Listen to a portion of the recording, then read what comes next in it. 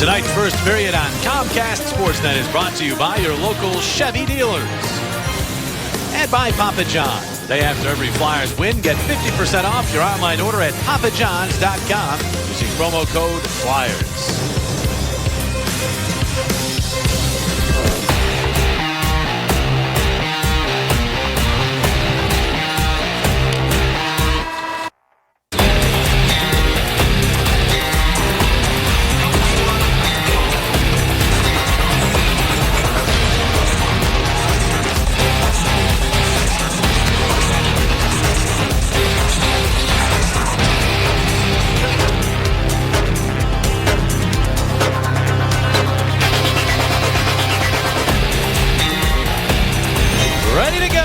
The Wells Fargo Center as the Flyers and Sharks get back into action. Flyers almost 3 weeks off from NHL activity, for all but 5 of them hockey activity. But they know these games very important. 23 to go down the stretch. Let's take a look at our key starting goaltenders for the San Jose Sharks. It's Alex Stalock. Anthony Emmy gets the night off after being over in Sochi, although he did not play any games. Steve Mason back in goal for the Philadelphia Flyers. Outstanding before the Olympic break. We'll look to continue to accumulate the wins here against the Sharks team that can score with the best of them. Steve Mason, exactly 3 weeks since he last played in a game. Stalock, Flyers saw a little bit of him in that win out in San Jose when he replaced Anthony Emmy. So the Flyers and Sharks play here in Philadelphia for the first time since December of 2010. We are underway. The Sharks in their road white uniforms play the puck in. Flyers home orange stops. They move it to the line, but not out. Back from the point by Marc-Edouard Vlasic goes wide. We're looking at the Flyer combinations at the top of the screen. And then when they get to the defense pairs, you'll notice no Kimmo Timonen. He's healthy, but they're going to give him an extra day or two of rest as he comes back after winning a bronze medal with Team Finland over in Sochi. A hand pass called here, leading to the first whistle of the game. And speaking of who's not playing in this game, here are the virtuous scratches. Kimmo Timonen, Hal Gill, Jay Rosehill out for the Flyers. Brad Stewart out with an upper body injury. Tomas Hertl skated today for the first time in a long time. He's out with a knee injury. Down the line for the Sharks, but they get, as Coatsy mentioned, Raffi Torres and Logan Couture back there as healthy up front as they've been all year here tonight. That over the shot that dribbles off his stick to the corner is played by Steve Downey. The Shark combinations now at the top of your screen as the Flyers move up the ice. Matt Reed across for Sean Couturier. Tipped away but gotten back now by Downey. Downey moving along the boards to Reed. Reed trying to get away from his check. Got it to the slot. Coburn with a shot and a save made by Stalock, and he'll hang on. And now some serious pushing and shoving as Matt Irwin and Sean Couturier joust in front. Steve Downey doing a nice job on that entry into the offensive zone. He made an intelligent play as he looped back and then didn't force a pass across the ice. Brought it back down low to his line mate, Matt Reed, who circles back to the puck. That opens up the point shot from Coburn there that gets through, and Stalock manages to handle that without a rebound. Braden Coburn looking for a goal on his birthday. He turns 29 years of age here today. But back to Luke Schenn. He'll flip one wide of Stalock. He's back after it now as they have LeCavalier, Simmons, and Braden Schenn out on the ice. Here is Simmons to LeCavalier. Dishes to Schenn, who will fire one into the midsection of Stalock, and he'll hang right on to it. Greg Berube, fine job, 30, 20, and 6 since taking over the 4th game of the season for Peter Laviolette. And his coaching opponent is Todd McClellan, who has done an outstanding job. In fact, he's been behind the San Jose bench more than any other coach. He passed Daryl Sutter recently, and he's already the all-time leader in wins for this team. One of the best. He does a terrific job, and he's got some good help there with Larry Robinson running the defense, and Jim Johnson also helping out two outstanding coaches. And of course, Larry Robinson, a guy that everybody can lean on and count on. Not looking to be a head coach again. Wants to be an assistant, and has done a nice job in San Jose. And then no surprise, the Sharks with great defensive numbers. It seems any team that Larry Robinson is in the mix with tends to be very good defensively, and that is no coincidence. Now the Sharks getting to work in the offensive zone as Mike Brown gets it back to the point. Sent back in along the wall and then all the way around behind the net. Jason Demers will move it to the corner. And Andrew Desjardins It's the puck there, but his centering pass intercepted by Zach Rinaldo, who tips the puck to Shannon. Now the cross-ice offering knocked down in the neutral zone. Both coaches preached keeping it simple, especially here in the first period. So far, the Flyers have done a very good job in that department. It was Ronaldo with a good defensive play. A nice pass here from straight to Voracek. Voracek has it knocked away by the Nerds. And the puck up the wall, tipped out to center ice by Marty Havlat. This line of Logan Couture, Patrick Marleau, and Havlat. Certainly, potentially, a good offensive trio for this Sharks team. Hartnell interrupted as he got into the Sharks zone, and San Jose will clear it all the way down. This is icing. And the Flyers will get an offensive zone draw. Gives us a chance to go inside the glass for the first time since the Olympic break to Steve Coates. Thanks very much, Jimmy. And, we talked to Jake Voracek yesterday morning about his trip to the Sochi and the Olympics. And, interesting enough, Jake was very, very, very excited about being there. He thought it was a great experience. But I asked him, well, how's he going to treat this month? Because due to the fact that fatigue might become a part, and on top of that, when you take a look at playing so much over there, Jake said, I don't know, I might feel bad in the next couple of days, but I really don't care. I just had a great time, and I'm glad to be back. Offside called there. All of the players who've come back have said that it really has been difficult adjusting to the time zone difference. Keith Jones, you're the only one of this broadcast team that was over in Sochi. How difficult is it? It's hard. It's harder coming back than it was going there. 9 hours difference, and I found it real tough to sleep the first few nights that I was home. You eventually get back in the pattern, and these players seem to be pretty adaptable no matter what it takes. And Greg Berube going to make sure that they're ready to go. As you can see, Simmons here going at it verbally with Adam Burrish, who's one of the better guys at yapping in the NHL. The big difference is, Jonesy, they're in shape and we're not. That's true. Okay, and you talk about a 9-hour difference, a 13-hour flight, which you witnessed. I mean, that's just got to be unbelievable. It's long, but it's comfortable the way they fly. Yeah, it's not. It is sort of like living in luxury, isn't it? It is. It's like sitting in your Barca lounger watching TV for 13 hours. So nothing changes for you as Yes. the puck deflects off a stick into the San Jose bench.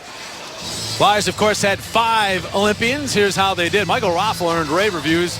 Many felt he was the best player on Team Austria. I thought he was outstanding. I thought his brother Thomas Raffl was a very good player as well. That's going to attract some attention from the National Hockey League. Mazaros played well for Slovakia. And, of course, Timo Timonen was outstanding for the Finns, who weren't necessarily loaded with talent, but they had tremendous work ethic, much like Timo brings to the Flyers on a nightly basis. Timo comes home with his 4th Olympic medal. They're the only country to have 4 medals since the NHL started participating. And we will talk to Timo. We'll have him on live. Start of the second period at our broadcast here tonight. As mentioned, he's not in the lineup. Expected to be back on Saturday afternoon against the Rangers. Here's Braden Coburn to the puck. Holds up in front of one check. Goes across ice to Nick Grossman. And now to Matt Reed. He deflected it, so no icing. Stalock will come out of his net and move it along. Check go on the boards, though. Sharks. Going to get right back after the puck. And Wingles will drop it back, and Justin Braun will move it through center as he avoided a check attempt from Zach Rinaldo, but did pick up an icing. Well, season ticket holders, today is the deadline to renew your seats and secure your early bird status for next season. It's clutch time, so you don't want to wait. Representatives are standing by at 215-218-4326. Give them a call now and stay involved. We love having you around. Well, really, this is going to be, as we detailed in the open, real drama and intensity. With just 23 games remaining, and each game so important. For the Flyers, they play some of the best competition. This the 3rd most difficult schedule in the NHL from here to the end of the year in terms of points percentage for the respective clubs. And it starts with a tough one here against a very talented Sharks club. Flyers showed on that road trip, 3-game trip to California before the Olympic break. They can play with the best teams in the NHL, and they're going to have to as the puck played with a high stick leading to that whistle. You can feel the intensity already. What a difference from Olympic-style hockey. The energy in the corner, the communication, the urgency to the games. It's interesting to watch, and I'm happy to be back watching NHL hockey again. Well, the Olympic Committee considering going to the smaller ice surface for Olympic play, and As the players are telling me, they say there's just more plays in the smaller ice surface. You have to think quicker, you have to act quicker. As a result, usually I would think more entertaining hockey for fans to watch here in the NHL. Yes, big difference. That puck into the middle. Jordan, a shot that goes wide of Mason. Sharks still looking for their first shot on goal as we pass the 4-minute mark of this first period. Ronaldo dealing with Mike Brown. Brown beat him to the puck. Goes back to the point. Demers flips a shot, deflects, and they score! In front was Rafi Torres, and able to tip it home. Back into the lineup, playing his first game of the season, and he puts the Sharks on top. First shot for San Jose in this game, and it's a bit of a fluky one as there was a lot of traffic. Zach Ronaldo providing the leg there to try to block that at stick, and you think it's Desjardins that gets a piece of it before Rafi Torres finds it and puts it in the net. And this is just a shot that's going to have the ability to hit Mason. Then you come right onto the stick of Rafi Torres. And, you know, you don't know where that puck's going to come off of the body of Mason. And you mentioned it hit Desjardins on the way in. And Rafi Torres, who originally was the #1 pick of the New York Islanders. He's a tough guy. But on top of that, he knows where the net is, like we just seen. Well, he's a guy who has been suspended 4 times since the 2011 season. And known for that, but he can play the game. Penalty coming up against the Flyers now. Delayed call. And there's the whistle as they touch the puck. So the Sharks get their first shot and their first goal. Now they'll go to the power play. They did get the lead the last time these teams played back in early February out at the SAP Center in San Jose. But the Flyers came back in a big way. 4 third-period goals, 3 of them in rapid succession. Claude Giroux right there, and then Jake Voracek capping off a 5-2 Flyers win, their first win in San Jose this millennium. Flyers going to have to come from behind again. Yeah, and Mark Streit picks up a penalty here, so San Jose will be looking to try to extend their lead. San Jose, one of the best scoring teams early in games. The Flyers want to limit them to 1 here and see if they can start to come back a little bit earlier. Boy, Couturier did a great job on that face-off, winning that face-off. This is the #1 team in face-offs in the National Hockey League, so you got to really, really pay attention. Well, the Sharks start up. The power play, 18th ranked. Flyers penalty kill went into the break very hot, having killed off 17 of their last 18, climbing all the way up into the top 10 in the NHL. Man down situations. Sharks will play it in. They have Couture into the mix now, and that'll certainly help their power play, which was ailing. The Sharks team scores over a goal a game more with Couture in the lineup this year. Boyle on it and keep that puck in at the point. The veteran defenseman has to go back and pick it up. Now he'll start back with it. Left wing feed, and the Sharks will get set up. Marleau around with Joe Thornton, second to the NHL in assists. Puts the puck out to the point, and now down low. The point pass for Pavelski in the slot, but it never made it to him, and Couturier clears. Couturier on Couture will be a key matchup in this game, Coatsy. I was going to say, absolutely. I was just going to talk about Thornton. You said about where he is as far as assists in the National Hockey League. Boy, there isn't many guys that can protect the puck using their body as he does. Langle's a shot, and that one drifted wide of the net. Langle's unable to find the target. He has the game-winning goal in each of the last 2 Sharks games before the break. There he is, spinning the puck down low. Havlicek centers. That one goes all the way through, back out for a point shot, and the save made by Mason. He denied Matt Irwin. The Flyers trying to clear the zone, could not. Sharks keep it in with still 18 seconds to work with on the power play. Here's Havlat centering the shot. Burns save Mason, and the Flyers clear this time. 2 outstanding saves by Steve Mason. The second one better than the first as Burns was in tight and fired it quickly. Mason in perfect position and steer it clear. And the Sharks taking their time here, and as they do, Streit exits the box. So the Flyers kill off the San Jose power play. And now look to get back even in this game. Here is Streit out of the box. His shot deflected wide. Stalock's going to gather the puck and cover up. Sharks have the first one here tonight. Craig Berube working the gum there. There's no question. Very intense. He understands just 23 games to go. It truly is a sprint to the finish. Yeah, it is, and it's going to come fast. And I think, you know, my message this whole week was playing real good team defense. I really believe, you know, heading into the playoffs and down the stretch here, you need to play real good defense, and it prepares you for the playoffs. And they worked hard at that in practice. Something that Craig Berube has done a very good job of, keeping his guys not only well-conditioned, but well-positioned. And that's the way you have to play this game, especially against a team like San Jose. Flyers get control here as Braden Coburn will slide it in along the boards and glass. Reed and Downey after it. It's Downey who comes away with the puck. Downey trying to get away from Justin Braun here. He gets a little room, fires it across into the slot. Reed fanning on the backhander and then trying to get the puck back. Couturier recovers, flips it for Reed. But Irwin able to tip it away from him back to the quarter. Thornton trying to help out, but there's Reed. Spinning it all the way back out to Grossman, who did not keep that in. It slipped over his stick to the neutral zone and then was offside as he played it back in. We'll get Philly sports news and scores when you're on the go. Want to be the first to know the latest in all your Philly teams? Well, you can do it right from your smartphone. Download the free CSN Philly Sports app now.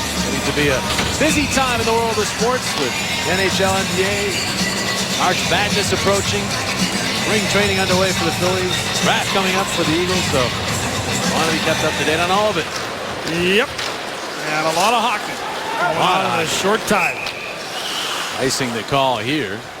Boy, I'll tell you what, you see that wall work that Steve Downey used right there to get Matt Reed the puck out front. That's the kind of play that they need from Steve Downey here, Jonesy. Yeah, early in the game he made a nice play with Matt Reed. That line has been their most effective, as you can see the little backhand pass there. And again, the work on the wall has been very good around the yellow part of the boards down low. He's done a real nice job and been effective on the forecheck.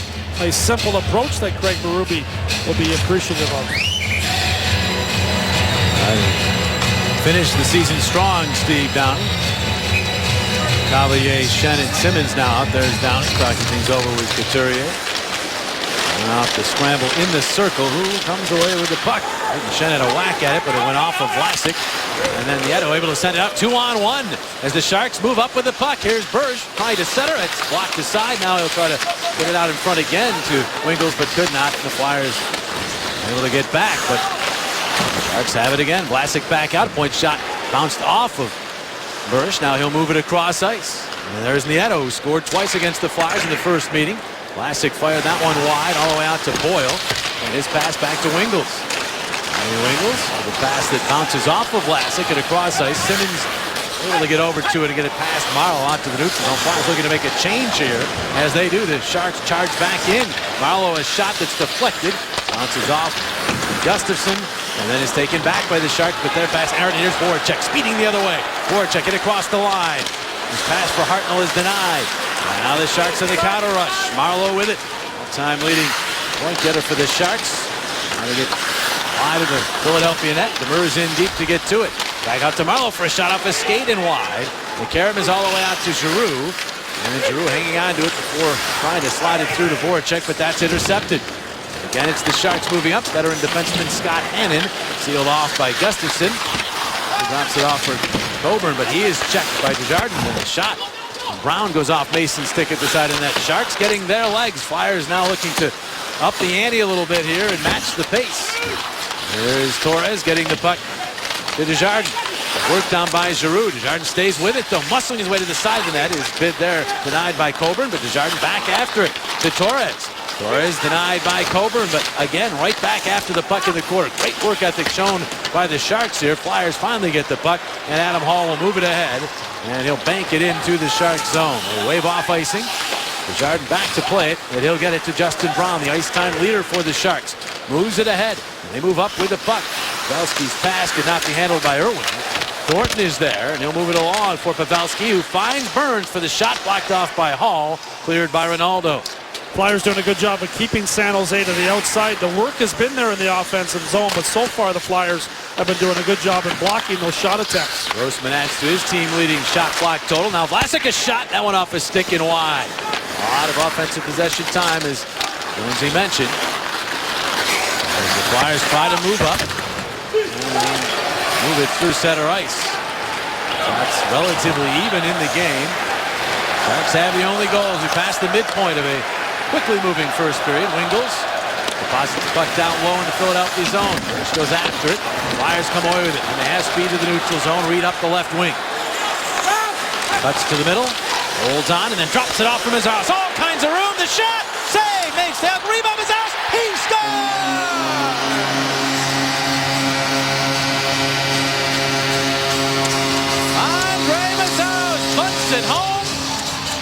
And the Flyers tie it at 1. Mazzaros scores for a case of Tasty Cake. Two really good decisions by Andre Mazzaros. The first one was to jump in and join the rush. Coburn was already up there. And there's Mazzaros. He takes the ice that he's given, and then he stops. And after Downey pushes the puck to him, Mazzaros is in perfect position to put it back in the net. Look at his pass, Reed. Little drop pass. Everybody's going deep, and Mazzaros comes late. He gets a perfect pass, and how many times have we seen Mazzaros cash in? Usually he does it the first time. This time he had the opportunity on the rebound by staying there and waiting for the rebound. His 5th tally of the year. Knocks things up. The Flyers, after starting the season getting very little offense from their blue line core, it was picked up in so many ways. LeCavalier now a shot that goes wide. Brayden Schenn centers. It's in. They score! Brayden Schenn from behind the net fired it in front. It wound up in. And just like that, the Flyers are on top. 2-1 Flyers as they score for a case of Tasty Cake. We'll take a good look at this one. Just 22 seconds after the Flyers took the lead. It's Brayden Schenn right there, bouncing it off the skate at Demers and into the net past Stalock. A great decision there by Schenn, and he gets the fortunate bounce that he was looking for. Boy, Stalock a little late going from the right post to the left post. Schenn's picking the puck up as they're going to take a look. But they're going to find, like Jonesy just said, that puck went off a Demers skate and appeared like to go off a Stalock skate as he went to that left pipe. But didn't matter. He was too late as Brayden Schenn's going to get the goal. Chris Rooney right now on the horn to the Situation Room. Chris Rooney and Dan O'Halloran are your referees in this game. Here's another look. Yeah, this isn't going to take him long. There's the play by Schenn, and there's the skate of the Shark defender, and there's Stalock that can't get over in time. He'll be over the point at center ice here momentarily. And the net is on its moorings. Yeah. Just to point that out. Everything's good. After reviewing the play, the call on the ice stands. It's a good goal. And so the Flyers, as Jonesy mentioned, a couple of goals separated by just 22 seconds. And they've gone from behind to in front. The first Flyers goal scored in 10 That's the quick strike offense that you're looking for. And the Flyers did a great job of capitalizing on the momentum of the tying goal. And Brayden Schenn just pounced on that loose puck after some nice work from Vinny Lecavalier. Brayden Schenn joined several of his teammates, Turks and Caicos, vacation for part of the Olympic break, and scored a goal in the last game before the break. Now he's on the board again. Ronaldo, a shot, and the save by Stalock, and he'll hang right on to it. Downey has assisted on both Flyer goals. First, it was Andre Mazzaros, and then Brayden Schenn. Flyers 2, Sharks 1 here in the first. Notes for tonight. Well, we'll look at some of the fallout from the Olympics. It's not so positive for some teams in the NHL, and also the trade deadline approaching. A lot of key injuries, Jonesy, out of the Sochi game. And none more key than John Tavares. What a big-time injury for the New York Islanders and a huge loss. Carey Price took a couple games off, and you can see the trade deadline coming up next Wednesday. It's already here, and some big names floating around. Ryan Miller, positive he's going to be moved. Marty St. Louis, not so sure about that one. Ryan Callahan sounds like he is no longer going to be a New York Ranger by next Wednesday. Well, some potentially key parts to teams who are trying to add that final piece to their Stanley Cup puzzle, but there's so many elements. You have to figure in salary cap. You have to figure in the Rangers trade Callahan to a team that's in the Eastern Conference in the playoff mix. A lot of things to consider, Coach. Well, we don't have to worry about this team providing comebacks as we take a look at our Power Back comeback. Power Back Rehabilitation comeback goal of the game is what Andre Mazzaros going to pick up a nice pass from Matt Reed. Then on the rebound was Steve Downey right in the doorstep, getting that puck over to Mazzaros, and Mazzaros is our Power Back Rehabilitation comeback goal of the game. I'm back already in this one. There's Jake Voracek. And that by Irwin, and now the puck moves to center ice and the Sharks will dump it in. They changed the assists as they should have on the Brayden Schenn goal as Lecavalier and Simmons the helpers, so Steve Downey only one assist thus far. Here's Couturier. After that puck, it bounces out to Mazzaros. He'll flip one that goes off the shin pad to the board. We're being told that was officially not a review on that goal either, although obviously they were on the horn up to the situation room about something. Yeah, must have forgot that pizza order maybe. I was just going to say, Chris Rooney just ordered a dozen pizzas. Yeah, change that. They want pepperoni. Yeah. Yeah. Rangers with an early lead against Chicago as you take a look at the out-of-town scores, and we'll be paying more and more attention to those scores as we roll along here into March. A big lead for the Devils early. Jaromir Jagr has at least one of those goals for the Devils as he approaches 700 in his remarkable NHL career. Lecavalier off the mark to that pass attempt for Schenn, and the Sharks get it back. They tick down towards 7 minutes remaining. Flyers have doubled up the Sharks in shots, 8-4, and in goals, 2-1. That puck is into the Philadelphia zone. Gustafsson back to Luke Schenn. Schenn +2 already in this game, so Luke Schenn is +12 in his last 7 games. Marleau has shot, deflects off the stick to the quarter boards. Back around behind, Schenn shoving Havlat away from the net, but Havlat still gets the puck. Luke follows him all the way out to the line. And now the puck set deeper by Hannon. Couture, net by Gustafsson. Simmons checked by Marleau. Now 4 players scrum. Couture gets the puck to Havlat. Now back out it goes to Murray. Rolls it in along, takes it back, and his shot went wide. Defense very active for the Sharks in the offensive zone here in the first period. And into the Murray. Back by Brayden Schenn, who tips it out to the neutral zone. And again, the Flyers continue to keep them to the outside. Just 4 shots for San Jose. It doesn't add up with the amount of puck possession they've had in the offensive zone, but the Flyers doing a good job of staying in the shooting lanes. And a time of possession in the offensive zone stat would not give you an idea how this game has really gone. Here's Hartnell to Giroux. Whacks one wide and out the other side. Voracek could not finish it off as he was denied. Now Voracek into the corner. Richardson knocked that down. Grossman got a piece of it but couldn't control it. Got a piece of ground. Sharks wanted a penalty there, but either arm up. And the referees, play carries on. And now the Sharks are offside at the Philadelphia line. 7 missed shots for the Sharks. 2 have gone in for the Flyers. 2-1 Flyers here. GMC NHL update. The Devils and Blue Jackets playing Jaromir Jagr. Able to stay with this one and tuck it home for goal number 699 of his NHL career. The Devils up 3-1 there. Rangers hosting the Blackhawks at MSG. Turnover there by the Blackhawks. Derek Brassard able to follow up his own shot and score there. And so the Rangers, the 1-0 lead over Chicago. Rangers 1 point ahead of the Flyers in the Metropolitan Division, second and third place.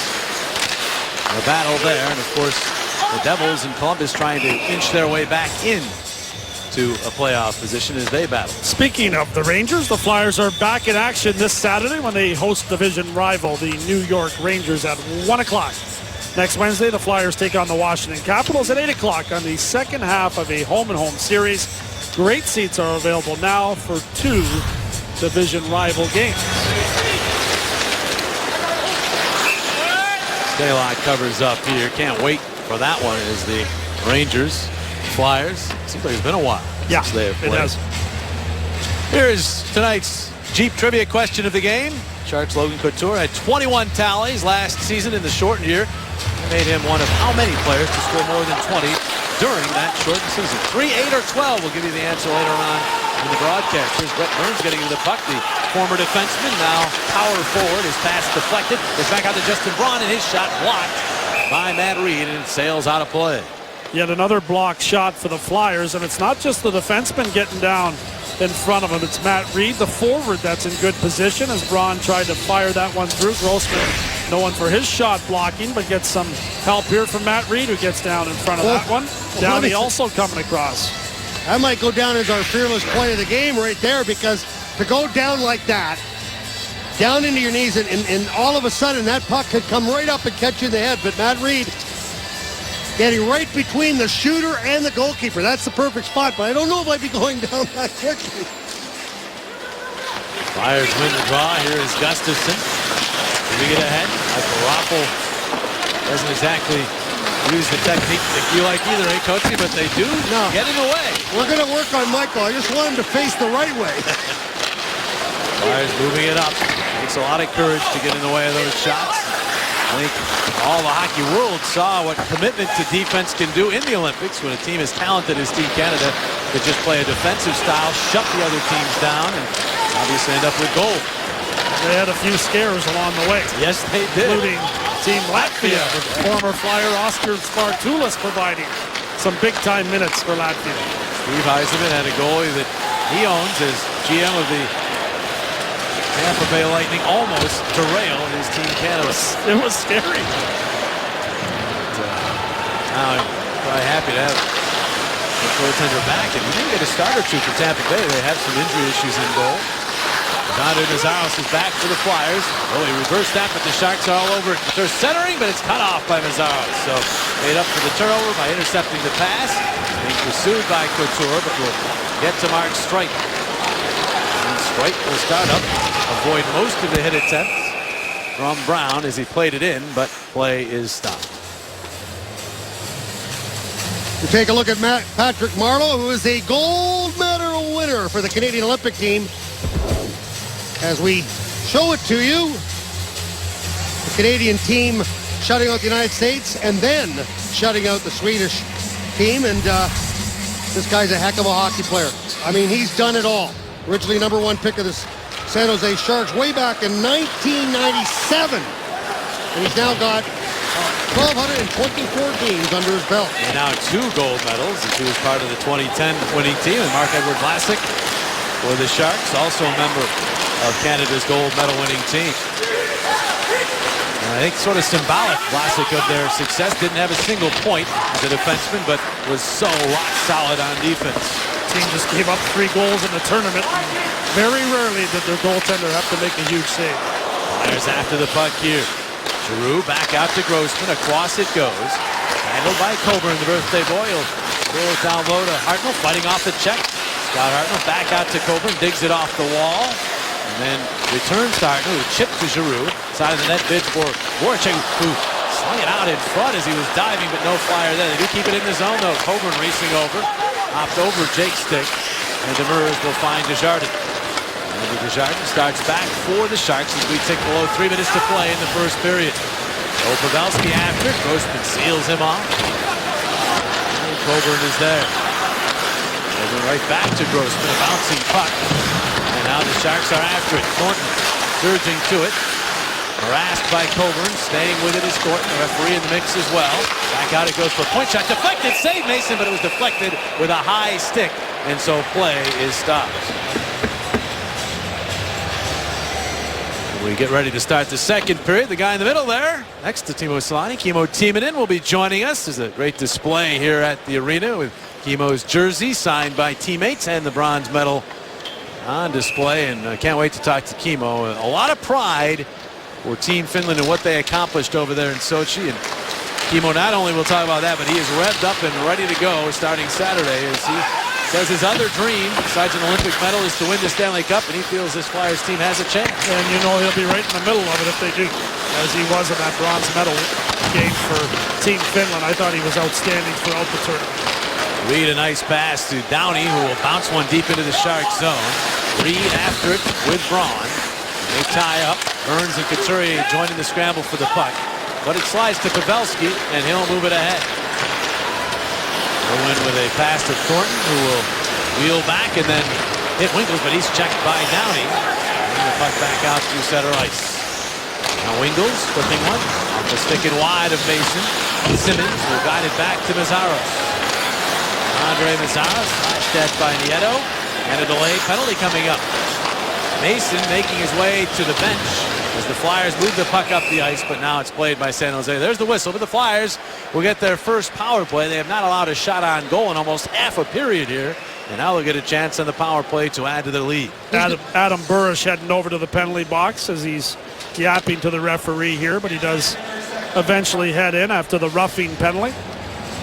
Comes in the offensive zone as Rooney is in the neutral zone right in front of me, and we'll see as Burrish moves in. That's Simmons. Oh, he jumped, got the stick high. You could have called a couple of things there. Charging, high sticking. He called it roughing, so it doesn't make any difference. Still 2-minute minor and a power play for the Flyers. Their first here is Streit to Giroux as they go right to work. 90 seconds remaining in the period. Giroux to Hartnell for the shot. Save, rebound, Voracek. Stalock was trying to get across. Now straight a shot off the stick of Braun in front to the corner. And Vlasic a chance to clear it. Actually tips to Couture. It's a 2-on-1. Couture with the puck. He's got Marleau with him. The shot off the post. Off the post. Oh, well, Voracek didn't see the puck. And Marleau will get to it instead. Well, the Flyers had a great chance at one end, and then the Sharks with a shorthanded bid. The Flyers have allowed 9 shorthanded goals this year. The power play 11th ranked. Sharks have been very good on the kill. 8th best for the season. And the Sharks, good play by Giroux, get the puck back, and now here's Schenn moving up. Schenn to Lecavalier, but he fumbled it. And Demers is able to tip it. And it's played by Hannon up, but not out. Straight keeps it in. They just do Giroux. Giroux backhanding with that gobbled up by the Sharks and Hannon. He clears it all the way down. Sharks killed off 22 of their last 25 over the last 10 games, although they struggled overall this year on the road with a penalty kill. Get the puck ahead. Here's Lecavalier, knocked down. Gets back up. Vlasic with a hit on him. The puck to the boards. Couturier tries to keep it in the zone. He and Desjardins canceled, and Braun is there to send it all the way down as the final seconds begin to tick off the clock here in the first period. So the Flyers will still have 23 seconds of power play time to start, or 24 to start the second period. Andre Meszaros and Brayden Schenn combined to put them on top after one. 2-1 Flyers through 20 minutes of play. And tonight's Flyers Sharks first period was brought to you by Mazda. We believe if it's not worth driving, it's not worth building. By Powerback Rehabilitation. Gives patients their power back by getting them home sooner. And by Supercuts. Check out supercuts.com to find a convenient salon location near you. Rock the cuts at Supercuts. Downstairs we go. Coatsy set to chat with Andre Meszaros. Coach at the bench, he has Andre Meszaros. Mez, first of all, congratulations on your trip to the Olympics. And speaking of the Olympics, how tough is it to be able to go from the big rink, where you had a little bit more room, or a lot more room, to coming back to the NHL size arena? Actually, it's easier coming back than going over there, at least for me. You know, last time I played on a big ring was a long time ago, and you know, you play every day on the small ring, so obviously for me it's easier on the small ring. Let's talk about the goal, because it was a dandy. And were you looking to get that puck from Reed? Yeah, he saw me, he made a nice drop play, and I got kind of surprised for that goalie that he came out really high and tried to go, you know, high glove. Didn't get it, but unfortunately got the rebound. Mez, thank you. Thank you. He's only played 36 games this season, has 5 goals from the blue line. Quite a contribution from Andre Meszaros. John Boric and Bill Clement are next with their analysis. 2-1 Flyers after 1. Tonight's second period on Comcast Sportsnet is brought to you by your local Delaware Valley Audi dealers and legendary Audi Quattro all-wheel drive, the world's top-selling luxury all-wheel drive system. Also brought to you by Geico. 15 minutes could save you 15% on car insurance. Visit us at geico.com or call 1-800-947-AUTO.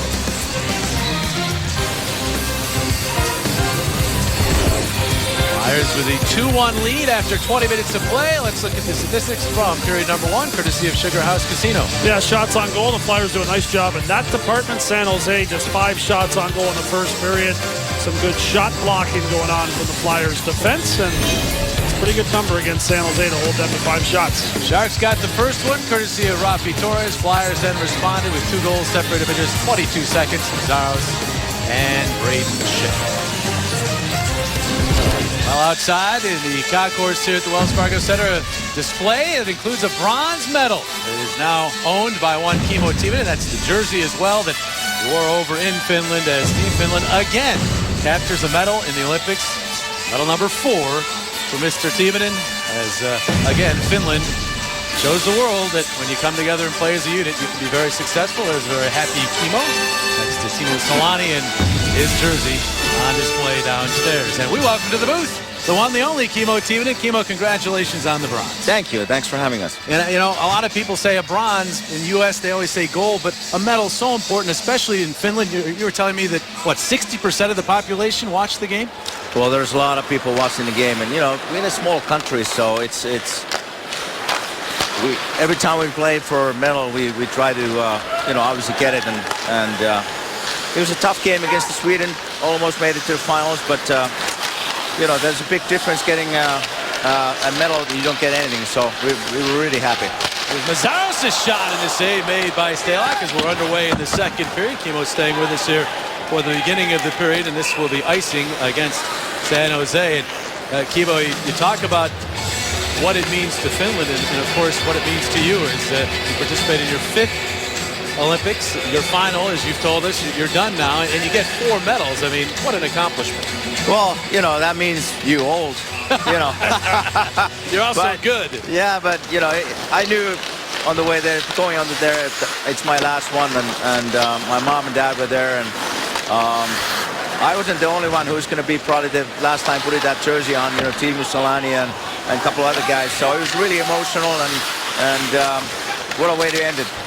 Were you surprised how well you guys played? If you looked at some of the injuries you had, especially at center ice going into the tournament, you had to be a little surprised, right? Well, I was, but, you know, knowing the Finland, the system we play, we always play tight defense.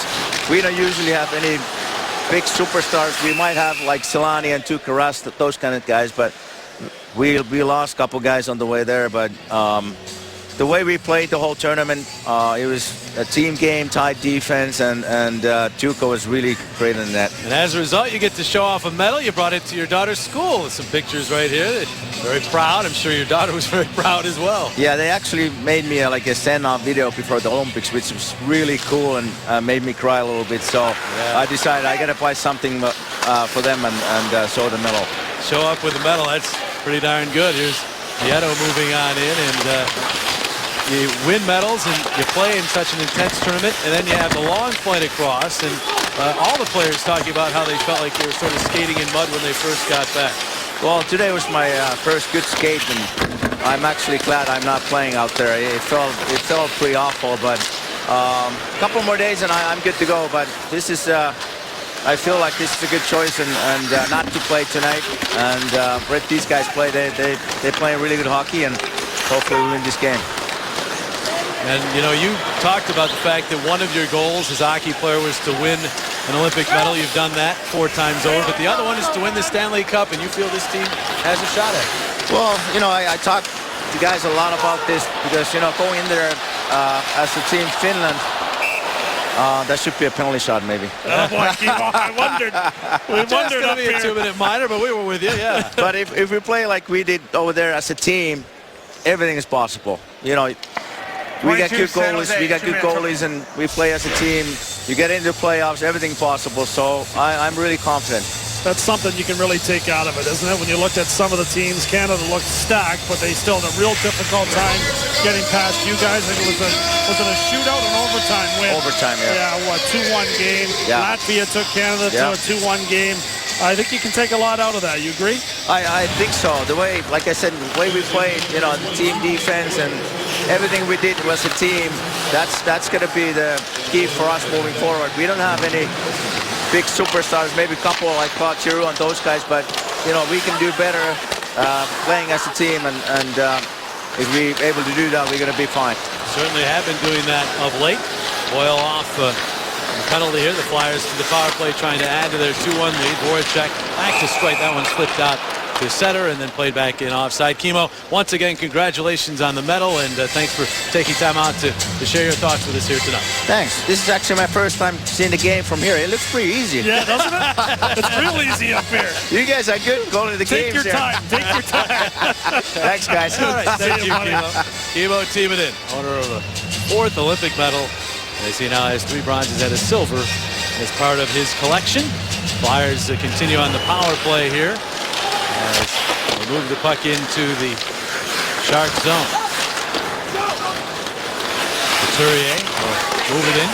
Mers cuts it off and got it to the line, but not out. Mazaros keeps it in. Mazaros getting some power play time here with Kimmo Timonen not available. Strike moves to the first unit. And now Mazaros seeing time with the second power play unit. There he is. Distributes the puck to Lecavalier, who takes the shot, and it takes off high and wide. Now Couturier back to it. We'll settle things down. And move it across to Lecavalier again. Winds and fires, blocked. Bounces back across, hops over the stick of Couturier. And he's got it again, right back to Mazaros. 48 seconds on the power play. Mazaros Doesn't see any lane. Gives it right back to Couturier. He'll wind it, fire it. Deflected and went wide. And then all the way down the ice. Some real good decisions by Sean Couturier. A couple of passes across, which opened up the ability for him to fire a shot with traffic in front. Brayden Schenn tipped it, but it just went wide. Flyers with time for one more foray into the offensive zone, perhaps with this man advantage. And good work done there, I thought, by Michael Raffl, but instead they're going to say he got the stick up in the midsection, and Dan O'Halloran is going to send him to the penalty Penalty number box. 12, 2 minutes for tripping. Adam Burrish did a pretty good job of selling this at the end as he kind of flung himself into the boards. You can see Raffl, the strength of Raffl there, gets the stick, and then Burrish makes sure that the referee gets a good look at it. Burrish was still selling it. Right here you see him, well, he goes up into the dasher a little bit, gets that stick right into between the legs, and then tried to shake it off from blue line to blue line, got into his own zone. I guess he didn't realize he had called the penalty. Just kept going. So 19 seconds remaining on the Boyle minor, and then the Sharks would go to a power play. There's Braun, a shot glove save. Mason is able to find it through traffic and snatch it out of the air. Important save there for Steve Mason, who has not seen a lot of rubber at the start of this game. Just the 6th shot on goal for San Jose. It's Braun that fires it with some traffic, and there's the glove of Mason reaching around Big Joe Thornton and squeezing it. Go ahead, Coach. That was just, one of the ones that did get through. You got to talk about the number of blocked shots, and the Flyers doing a great job. A lot of missed opportunities for the San Jose Sharks, and a very, as you had mentioned, a very active defense as far as jumping up at the play and taking those big shots at the point. Should point out that they did get credit for a shot late in the first period that originally they were not. It was a shot that went off the post, but it evidently caught Mason's glove or shoulder before it hit the post, so they did not have as long a drop without shots as we thought. But just the same, only 6 shots, as Jonesy pointed out. And we're almost 5 minutes into the second period for a team that leads the NHL in shots per game. They're going to get another one here, and they're going to score. Pavelski with a move in front, and he beats Mason. A power play goal, and this game is tied at 2. Talked a lot about Joe Pavelski's hands. He picks up his 30th goal of the season here on a nice feed from Patrick Marleau. Pavelski, not a guy you want to have with some time and space down low in front of Steve Mason. He gets all of that and is able to quickly spin before Coburn can get over to help. Well, he's going to screen Mason. So by the time that Pavelski gets this pass, watch, he turns, then Mason's caught just a little bit. So his reaction to be able to get that left pad out is not quick enough as Pavelski beats him on the spin, comes back on the forehand, and drills it into the far side. He hits the 30-goal mark for the second time in his career. His next goal will tie his career high for goals in one season. Also, and route for the Sharks. They've been 1 for the last 30 with a man advantage, but they get that one, and this game is deadlocked at 2.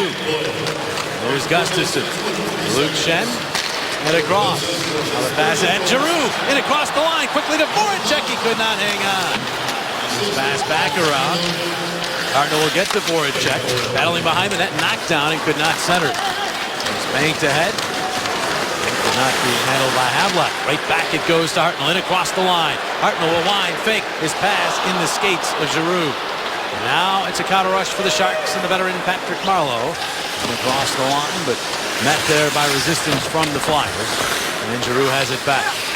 Oh, Giroux fanning on that pass. It's a turnover. Wingles to the puck. Wingles to the backhand. Knocked down in front. Mason made a save in tight as he was able to deny Burrish. And now the Flyers cleared the zone. Flyers not delivering the passes where they wanted them. The Sharks are starting to surge here. And they are circling in the waters, as they say. Flyers for the puck here, but Wingles gets it back out to Demers for a shot into heavy traffic, batted away by Mason.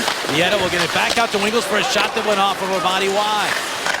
Now Hannon into the corner. And then the pass back out by Nieto was off the mark and goes all the way down, and that gives the Flyers a chance to make a change. A little tougher here in the second period, but helped out by that errant San Jose pass.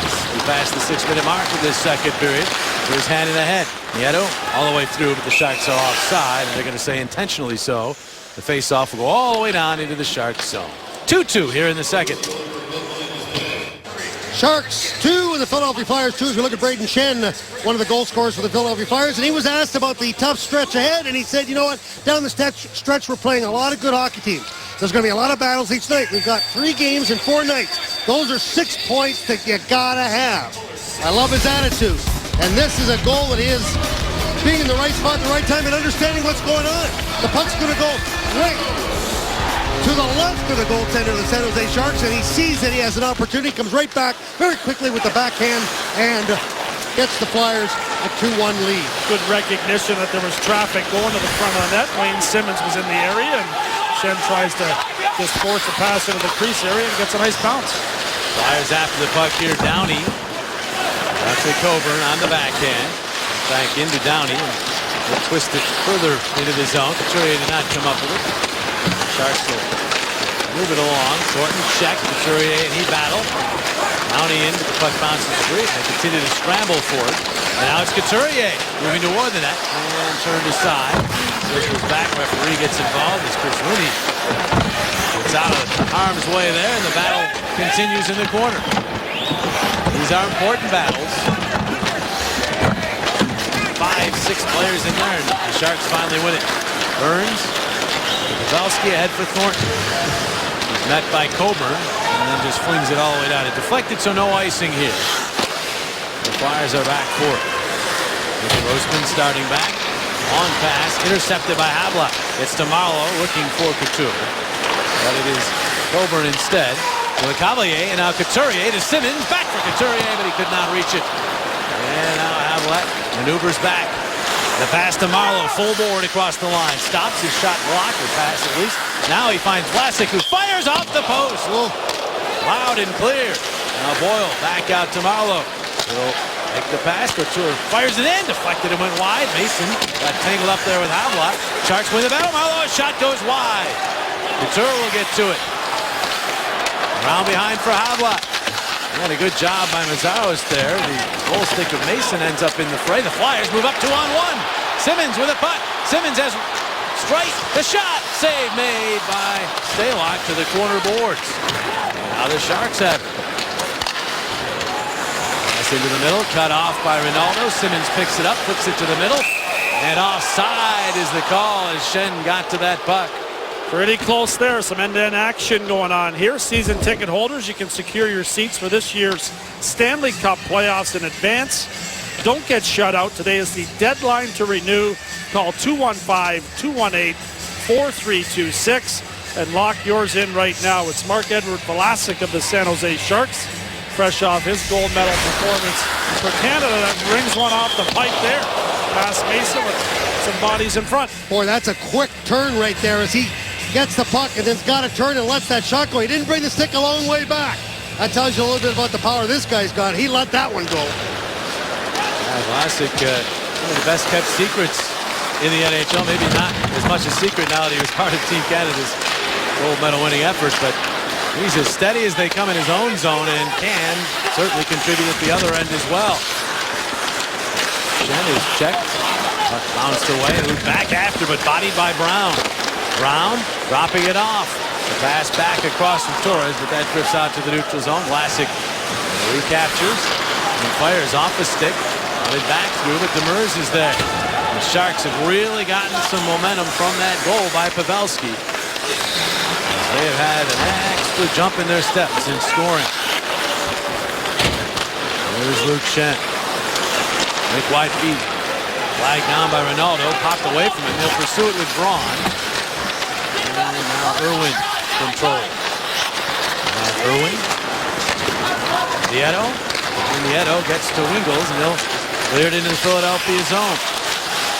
Had a maneuver around strike. Could not. Voracek sends Giroux to center. Giroux just bounces one wide of Stalock. Hartnell chases with Braun. Voracek is there.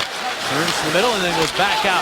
Mazaros across to Streit. His shot off of Giroux, who gets to Voracek. Around behind, out the other side. Sent it back through, but Hartnell did not knock it down. Streit to Hartnell. Out near the line. Takes a look and flutters one. Reaching for the deflection with Giroux, but it went wide. Now Giroux to Hartnell for the shot. Fought off by Stalock. High into the air. And Wingles able to maneuver that out to center ice. But play is called as the Flyers with some pressure. Heads up play there by Scott Hartnell. Claude Giroux was sitting in front, kind of waving his stick where he wanted Hartnell to fire the puck. If you can see Giroux in front there, you'll see him waving. And there he looks for the tip from Scott Hartnell. Real heads-up play by Hartnell getting the puck where he wanted it. You know, when you take a look at this, take a look at where that stick is. It's below the shoulders. That's the key, because that would have been a good one if he had been able to redirect that one by Stalock. Because anything above the shoulders, or above the crossbar rather, is trouble. Might as well not do it. Coatsy is going to come back if you get that stick up that high. Here is Grossman, ends up on the stick of Vlasic for a shot, deflection, score! And again, the great hands of Pavelski as he deflects that one past Mason. He's tied his career high for a season with his 31st. It's 3-2 San Jose, although they'll look at it to make sure that stick was low enough. Flyers end up turning the puck over there. It's Grossman that tried to find Downey. He misses him, and Vlasic shoots it to an area where Pavelski's able to use that great hand-eye coordination after it actually deflected off a Flyer. Steve Downey, I believe, at the top right there. Well, right there, you can see that puck. As you had mentioned, Josie, go off the stick. Then Pavelski just darts right into the area in front of Mason, gets the blade. And as we just talked about, the crossbar. As long as that stick's below the crossbar, it's a goal. And they are checking with the Situation Room in Toronto, but our replay seemed to indicate it will be a good goal. Pavelski has his second of the night. Came into the game tied for fourth in the NHL in goals. He's climbing up. And it's all about the hands, isn't it? Here's another look at Pavelski's stick, and we'll see if it's above the crossbar. It does not appear to be there, and it's always very difficult to overturn the referee's After review, the call on the ice stands. Good goal. And it is not overturned. So the seesaw tips back the Sharks' way. They are now on top 3-2. And the Sharks thank Joe Pavelski, who has really been their leading goal scorer much all year. He had a tremendous stretch late December into January where he carried them offensively. Downey, checked by Pavelski. The puck will roll to the other side of the ice. Couturier is after it. His man into the wall, but Boyle is able to move it ahead to Vlasic, who's move it up. His shot snared by Mason. Was probably going wide, but he'll hang on. We passed the midpoint of regulation time.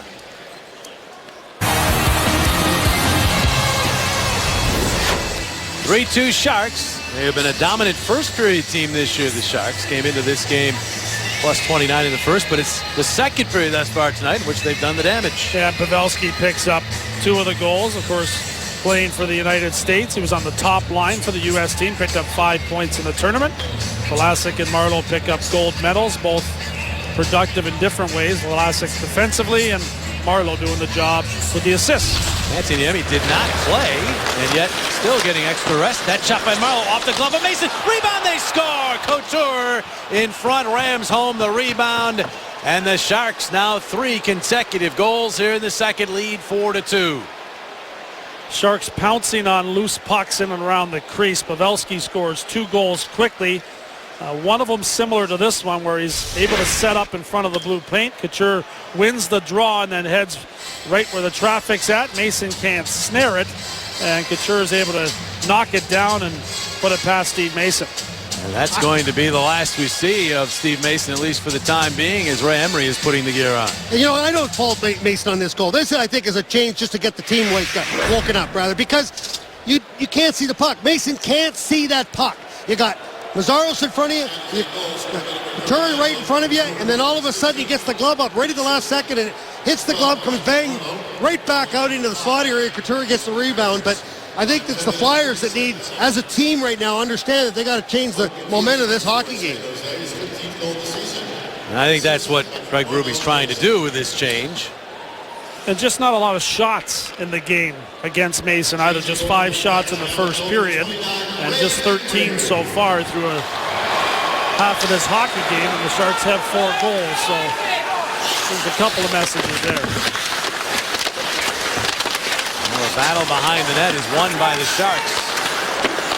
There's Thornton. Cross ice pass, and Hannon bails out of the zone, but somehow the puck stays in the zone. They center it. Back out past Burns. He gets to it and swings it in along the wall. Flyers with good coverage there. Knocked down was Hartnell. And there will be a penalty coming up against the Sharks. And they play the puck right there. So here's a chance for the Flyers to get things started back in the right direction as they'll get a man advantage. Hannon will go for tripping. It's what you're looking to do when you do change the goaltender in a game. The quick momentum swing. Number The 27, Flyers get a 2 minutes for chance to tripping. do just that as Scott Hartnell draws the penalty on Scott Hannon. There's Hartnell working to get past Hannon and does a good job selling it, much like Adam Burris did for San Jose.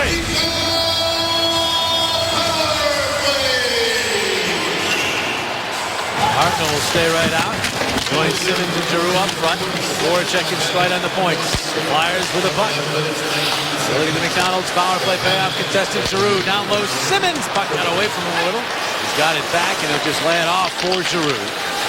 Giroux takes a look, takes the shot off of Simmons and out of play. And then a flop of epic proportions taken by Justin Braun. That was strange. Not called, thankfully. When's the Oscars? Yeah, Sunday night. He's a little early. I don't think he's winning one. Nothing was called there. There's the play by Giroux again, looking for a tip, much like Hartnell to Giroux prior to that. And then Simmons gives Braun a little shove. And Braun smiles as he gets back up. Justin Braun. A lot of people would be surprised to realize that he leads the Sharks team in minutes per game. Been a very steady defenseman for this club. On the way down, Ray Emery. Touches the puck. First time. Oh, the Flyers mishandle. And a save by Emery. The second try is swept through the crease and wide. The net is off its moorings. And it was driven off the moorings by a Flyer. They're going to call a penalty. Yeah, they're going to give it to Scotty Hartnell as he came back into the play. 19, 2 minutes delay game. And we'll take a look at it. It's going to get a delay of the game penalty because he's going to push this supposedly. Let's take a look. As everybody goes to the net here, Emery with the initial save. Kind of spun around and didn't really do a heck of a lot to stop his body from hitting that pipe, and it might have looked to be able to help his goaltender right there by pushing the net off, and he kind of acted a little bit and got caught. Yeah, the Oscar remains out of the grasp of anybody in the building here tonight. And the officials are the ultimate judges, and they've gotten both of them right. No call on Simmons and the call here on Hartnell. So 4 on 4 hockey for the next minute and 26 seconds. Barring any other penalties. Right off the draw, a shot, and Emery had to be alert. As the Sharks, Coatsy mentioned earlier, the top team in faceoffs in the NHL, and they nearly took advantage of a faceoff win here. Emery comes in cold and has to be ready for this one.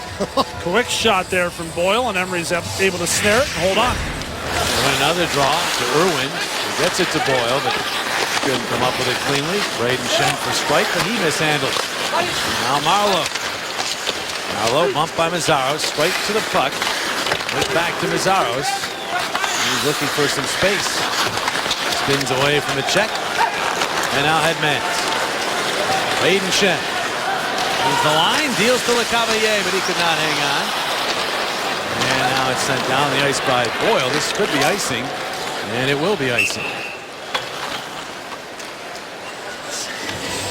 Tomorrow at 5, Michael Barkan is joined by Phillies top sports writers to discuss the Phillies, Flyers, and Sixers on Philly Sports Talk, presented by Comcast Business. Tomorrow at 5, Comcast Sportsnet. Join the conversation on Twitter at AST on CSN. Grossman got that in. I heard a ping, as apparently that hit the post, or perhaps a stick hit the post, but it stayed out of the net. And now it's Marleau the other way. And his house. Would be headed toward another one of those just get in the puck phases. Broken stick for a Flyer here. Move the puck ahead here to Voracek. The Sharks go to the power play in 18 seconds. Voracek across ice. The shot! Luke Shen and the save made by Stalock. Now move it ahead. Could not be handled by Couture. Gustafson to Reed. Reed wide on Braun. Got in on goal and then was knocked down. The net off its moorings. No penalty, just a stoppage because the net was knocked askew. Well, Braun did a good job there, Jonesy, to be able to take Reed to the outside, but give Reed a lot of credit. He wasn't worried about running into this net. Yeah, that's the key, isn't it? Good, strong play by Matt Reed. And Braun gets pretty aggressive there in taking Matt Reed down after he was beaten and looked like Reed might be able to gain an advantage to get to the net. Braun steamrolls him and takes him out. And Craig Berube didn't look overly pleased with the non-call there. And just to make everybody understand, oh yeah, there's a marsh peg there. The releases when you do run into it. But that net by itself, without the marsh peg, is still a very, very heavy item. And as a result, when you do hit it like that, it hurts. Good catch, Steven Stamkos. Clearly there's plenty of force there. He broke his leg on the net, on the post. By the way, he's due back soon for the Lightning, perhaps as early as their next home game. They're on the road here, out of the break. Guess he circled March the 6th, the day after the trade deadline. See if Marty St. Louis is still there. It looks like he wants to stay. He's got 2 goals already tonight. So he's showcasing himself. I guess the value just went up when Steve Yzerman's looking to trade him. It'll be a very interesting trade deadline, no doubt about that. Brief power play for the Sharks is over as Hartnell is out of the box. Oberyn fighting around, but Thornton was waiting for it. To Pavelski for a shot that goes wide. Joe Pavelski so good at finding seams. There he is again in front. Puck tipped away from him this time. Bouncing around. There he is. He shoots. He scores. Pavelski with a hat trick. And the Sharks with an explosion here in the second period as they increase their lead. Pavelski with a hat trick. All the goals here in the second period. And the Sharks with a 5-2 advantage. Pavelski completely surrounded by Flyers, but nobody can come up with the puck as it's bouncing and rolling, and he spins around Braden Coburn and quickly beats Ray Emery, and he picks up a hat trick here in the second period. Well, when you take a look at this, it's very much like that other goal by Pavelski. As we showed Joe Pavelski, but right here is a spin move. And he just spins just in time to be able to drill it to the far side on Emery. Emery has no ability to be able to pick up that shot. His second career hat trick, speaking of Marty St. Louis, his other hat trick came in a game where Marty St. Louis scored 4 goals. And Pavelski got a hat trick and led San Jose to victory. His team up 5-2. Well, let's take a look at our Independence Blue Cross Fearless plays of the game. Joe Pavelski for the San Jose Sharks. There's his first goal. Then all of a sudden, got the redirection right there, high and over Mason, and then right here, this one beats Ray Emery as he just jumps into the hockey game. And Joe Pavelski with the hat trick for the San Jose Sharks as they now lead the Flyers 5-2. As the Flyers falling behind now after leading the Sharks 2-1. Pavelski now 32 goals on the year. That is a new career high, and he's got plenty of season left to add to that total. Racing for the puck here is Nieto, who tried to set her. Strike knocks it down, but boy, the Flyers back on their heels now, Jonesy. The Sharks come out here in the second period, and you can tell they up the ante a bit. And they're taking full advantage. It's something they are going to do. Once they get some momentum, they can really pounce on it, and the Flyers have to do a real good job here in trying to rally after the Sharks have extended their lead to 3. Nice intercept here as Mazzaros swoops in. Trying to fling that one in on goal. Stalock batted it away. Ronaldo leans on his man. Mazzaros still in deep, but the Sharks come away with the puck. Wingles dropping it back for Demers. And now the Flyers peeling back for the most part in the line change. So the Sharks have some time to operate. Less than 5 minutes remaining in this second period. Sharks with an 11-7 advantage in shots in the period, but more importantly, 4-0 goal category. And play stopped here. Of course, it was a 4-goal explosion in the third period out in San Jose by the Flyers. Well, let's take a look at our Wells Fargo. Great check of the game. Martin Havlat goes into the corner, and Andre Mazzaros, fresh off the Olympics, gets the stick up and just drills him. Just enough where it gets the stick right up into the shoulders. Bang, off the wall. Comes Havlat just to slow him down just enough, and that's our Wells Fargo great check of the game.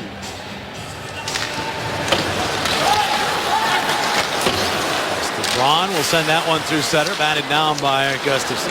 Across it comes to Irwin.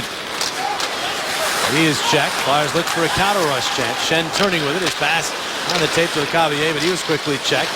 Simmons tried to charge up with it. Dishes to Braden Shen. Just crosses with LeCavalier and then just gently plays it deeper into the San Jose zone. LeCavalier gets his skate on it and then back to Shen. Shen, the maneuver through traffic as LeCavalier got dumped. Back to his brother Luke and across for Gustafsson. Pulling it in. Let's get there. LeCavalier again. Braden Shen. Braden Shen, no room to cut to the slot. Turns with it. Still has control on the backhand, centered and went off the stick all the way across. Gustafsson holds on and he gets to Simmons. Simmons right out at the line, could not keep it in the zone. He does some nifty maneuvering to keep it away from the Sharks before playing it back into his own zone. Out of town scores again. Right hand corner of your screen. Rangers still with that 1-goal lead on the Blackhawks. Again, they were 1 point ahead of the Flyers as play started tonight. Joe Thornton rumbling through center ice. Thornton the pass. Pavelski looking for number 4, but couldn't handle that pass at his skates. So often from Thornton, it's on the tape. That one deflected wide by Hartnell. Boyle in deep. As the Sharks not laying back at all. Now the pass to Boyle for the shot. Save Emery. And Voracek will get to it ahead to Giroux. Giroux gets the legs moving through center. Banks it in, tries to get to it himself, but it hits something on the Flyer bench, leading to the whistle. Helps having Brent Burns out there to cover up for Dan Boyle with his defensive experience. Catch the Flyers down the stretch from a premium lower level seat.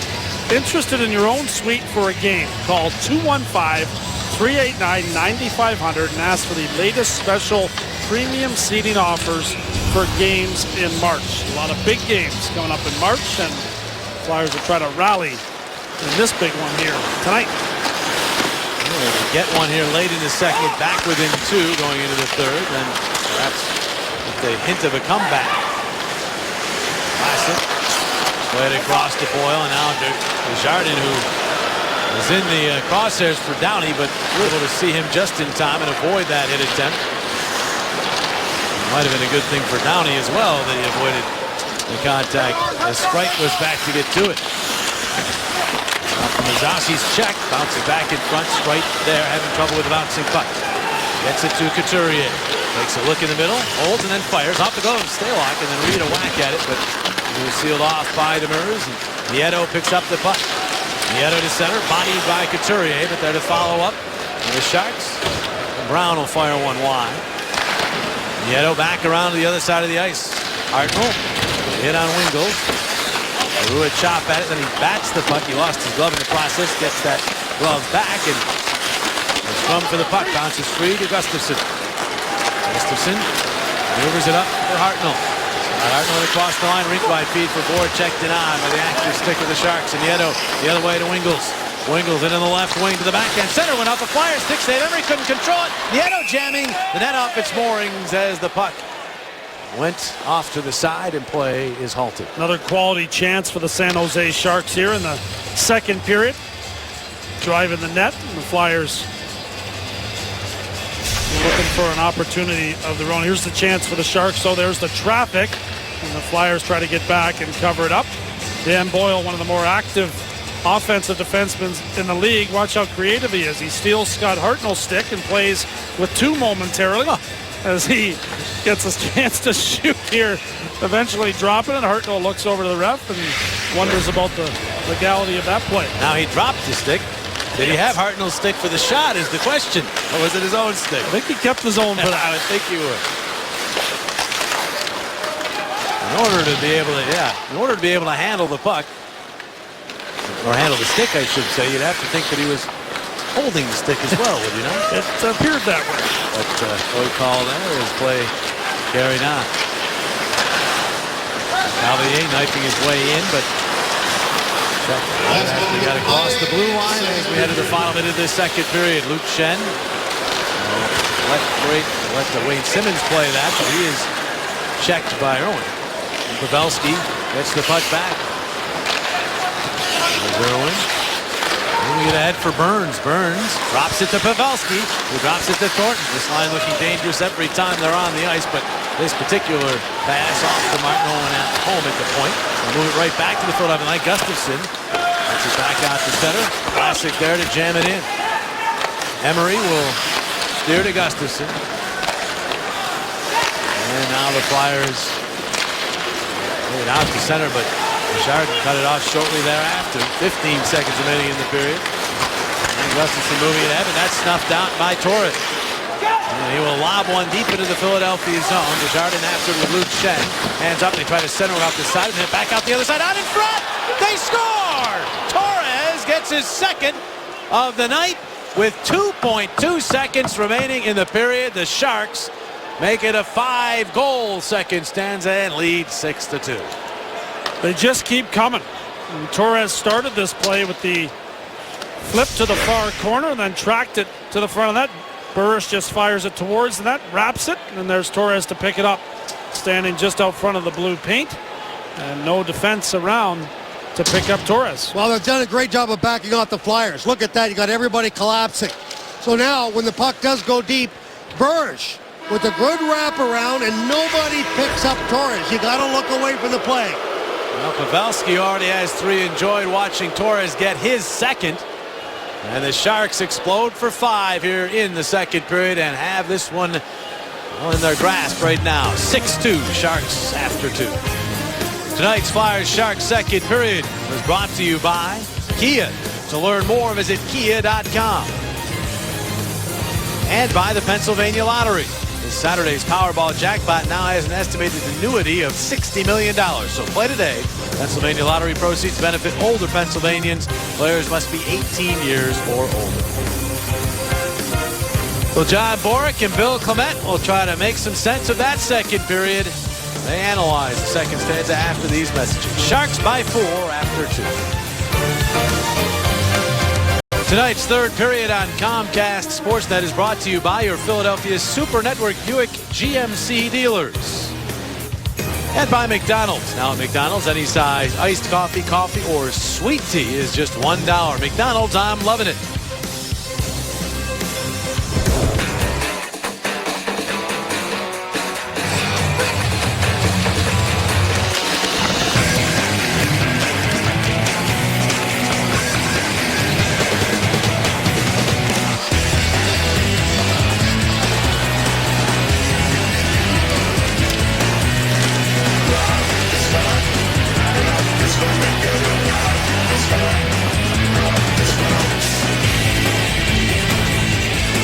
Sugar House Casino presents the statistics through 2 periods of this one, as the Sharks took the advantage on most of them in that second period. Yeah, really pounced on the Flyers. You can see they picked up 16 shots in the period, scored on 5 of them, and did a nice job in the face-off circle as well. One of the goals, Logan Couture's, came off a face-off win in the offensive zone. And a scoring summary, all teal and black.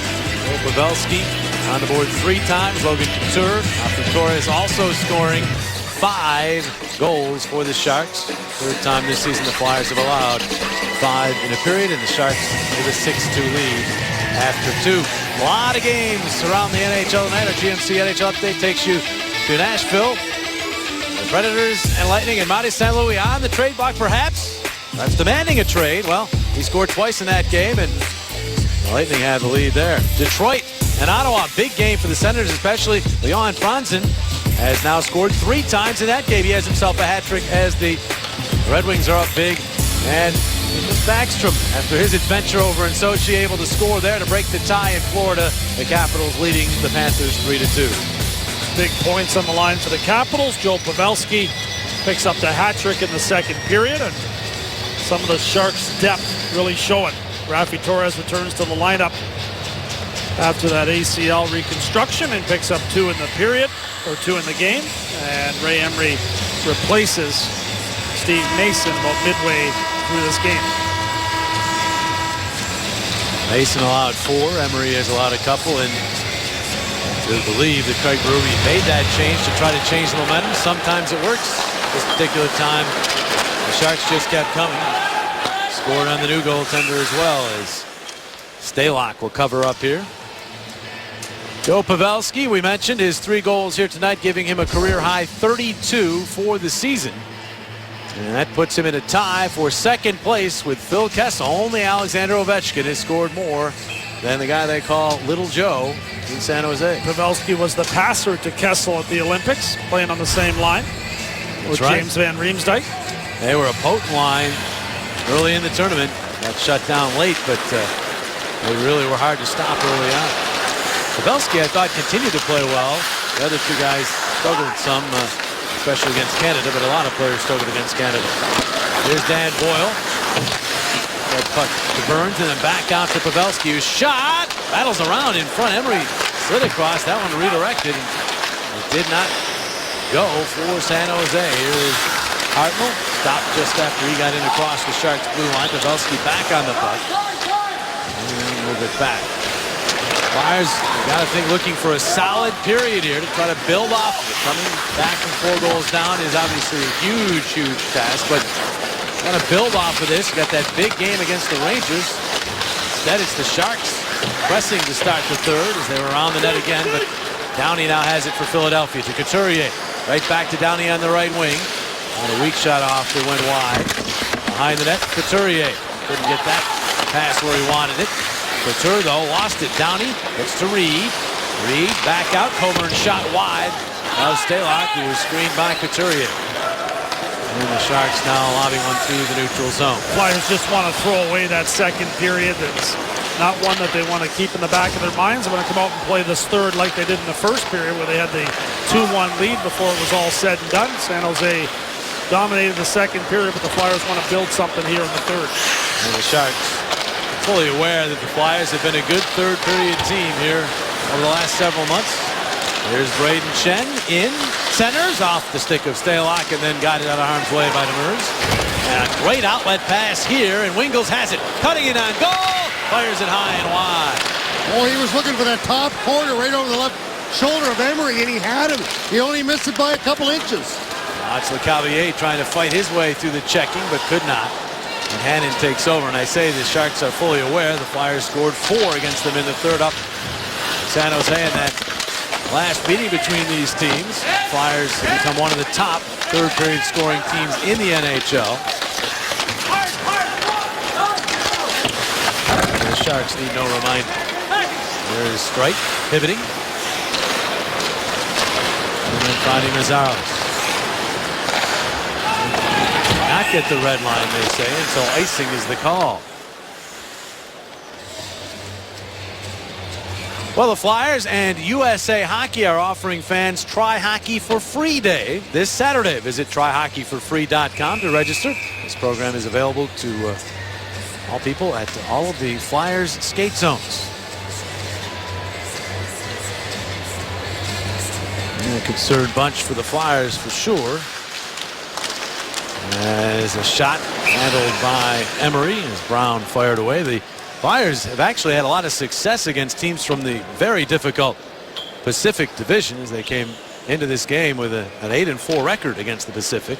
And overall against the West, Craig Berube's club has played well, just running into a buzzsaw here in that second period. Yeah, really, that's what it comes down to. And the Flyers have played well against one of the toughest divisions in the National Hockey League. In my mind, the toughest.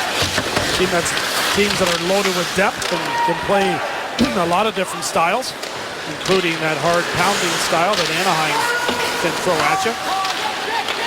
Well, they got some big boys in this hockey club that can skate to boot, so they can do it all. Cardinals pass off the mark. Here's Burns handing off to Pavelski. Back to Burns for a shot that deflects out of play.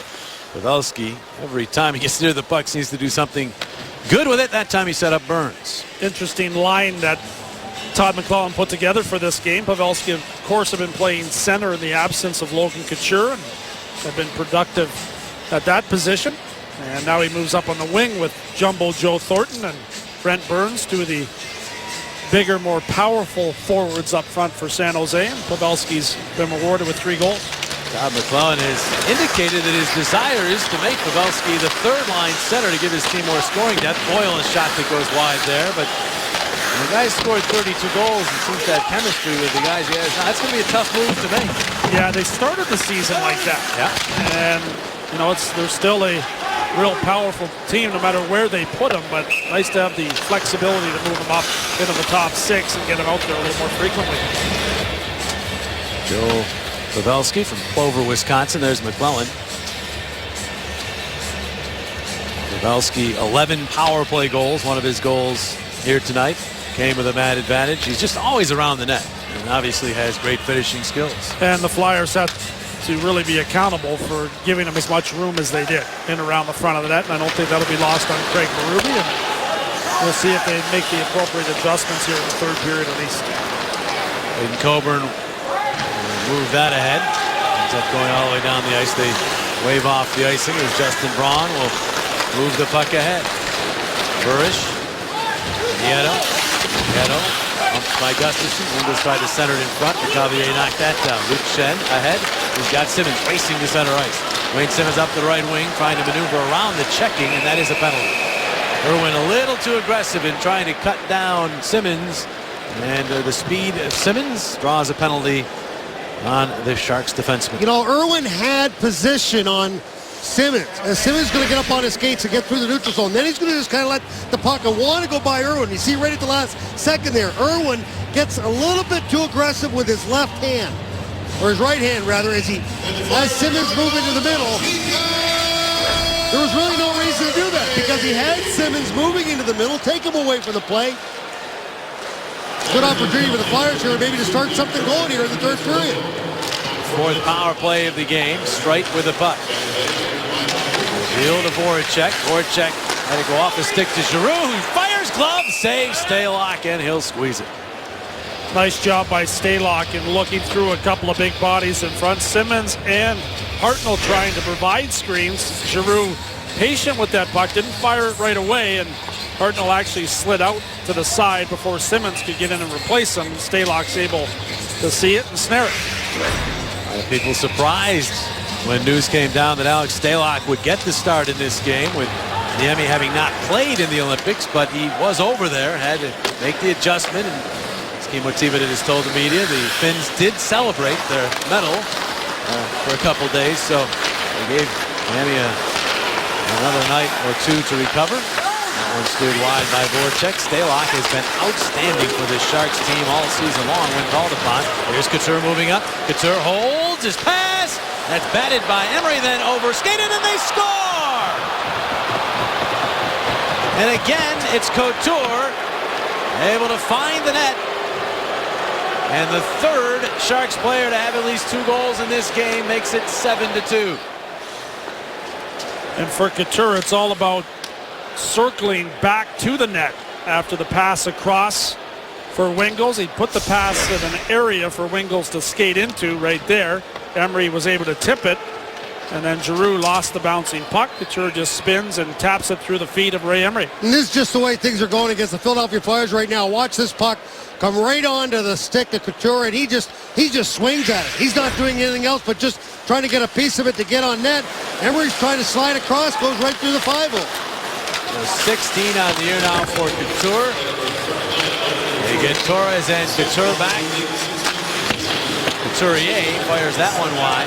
Those two guys missed significant time. Of course, Torres playing his first games of the year, and for Couture, he's missed 16 games. And then you throw in the Olympic break, so it's been a long time since either of those guys have played, and they've contributed 4 goals here in the game. Torres has been up on his skates, which is good news for the San Jose Sharks after missing the season with that ACL reconstruction. And that's what you're looking for when a player comes back from a knee injury, whether or not he's skating. And Torres is doing a lot of that. Shorthanded goal, and now has a penalty coming up against the Flyers.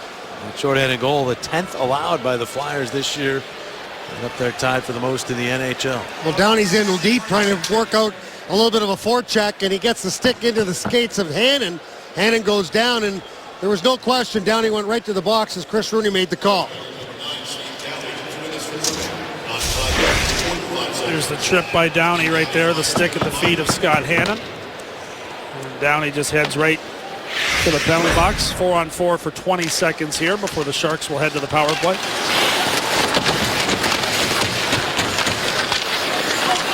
And Burns will get to the puck right here. Get it back out to Vlasic. And now it's Burns. Long-time Minnesota Wild performer. To the Sharks, and moved to forward last year, and the team really took off after that change, and they kept them at forward this year. Power play now on for the Sharks, so Schenn will send that one all the way down. Stalock will get to Vlasic. And ahead it's Havlat. Across the line, but Thornton beat the puck in offside. San Jose will continue to push forward here. They're looking to try to improve upon their power play, which has struggled of late. Could pick up a goal in this game, Joel Pavelski's, but this will be like a practice for them here with the 7-2 lead, where they'll try to continue to get some confidence with their power play. You know, the 7 goals against is really not sitting well with Craig Berube. Here is Boyle with a shot deflected wide. He said that most of what they talked about in their week of practice has been about playing defensive hockey, and the Flyers have not been very good at it here tonight. And going up against a team that is capable of scoring a lot of goals and taking advantage of that, that's just what the Sharks have done. Stalock, a little trouble there. Got away with it. Sharks move up. Wingles stopped by Luke Schenn. Tucks it back down the ice. 35 seconds remaining on the Downey penalty. Wingles up the middle. Deals and the shot save. Emery rebound was sitting there again. It kicks out in front and lands at the feet of Ronaldo. Gets to Raffl. Raffl makes the maneuver at the line. He's hooked by Braun. Penalty.